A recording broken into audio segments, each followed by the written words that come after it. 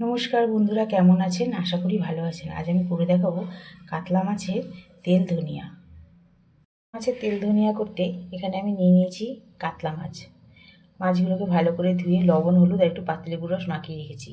Minute 15 আমি এইভাবেই রেখে দেবো। এখানে আমি নিয়ে নিয়েছি একটু সাদা সর্ষে। এখানে সাদা সর্ষে ছাড়া কালো সর্ষে দিয়েও করা যায়, আমি শুধু সাদা সর্ষে দিয়েই করছি। সর্ষেটাকে শুকনো অবস্থায় গুঁড়ো করে নেব। ধনের গুঁড়ো, এখানে গোটা ধনেও দেওয়া যায়। জিরের গুঁড়ো, ধনেপাতা কুচি আর নিয়ে নিয়েছি ধনেপাতা কুচি। এবার সব কিছুকে একসাথে পেস্ট করে নেব। সর্ষের তেল গরম করে এবার মাছগুলোকে ভেজে নেব। 3টে করে মাছ দিয়েছি, এবার তিনটে করে মাছ দিয়ে মাছগুলোকে ভেজে নেব।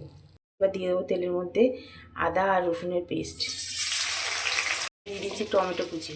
এটা তেলের মধ্যে ভাজা ভাজা হয়ে গেছে। এবার দিয়ে দেবো সর্ষে যে পেস্ট করেছি তার সাথে।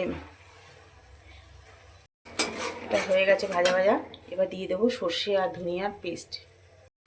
দিয়ে দিয়েছি লবণ আর কাশ্মীরি লঙ্কার গুঁড়ো। দিয়ে দিয়েছি একটু হলুদ আর কাশ্মীরি লঙ্কার গুঁড়ো।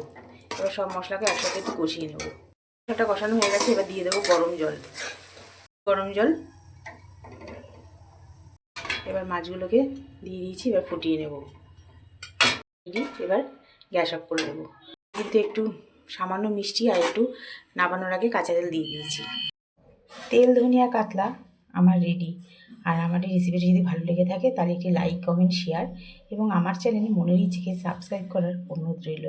আজকের মতো এই পর্যন্ত। আবার আসবো নতুন কোনো রেসিপি নিয়ে। সবাই ভালো থাকবেন, সুস্থ থাকবেন।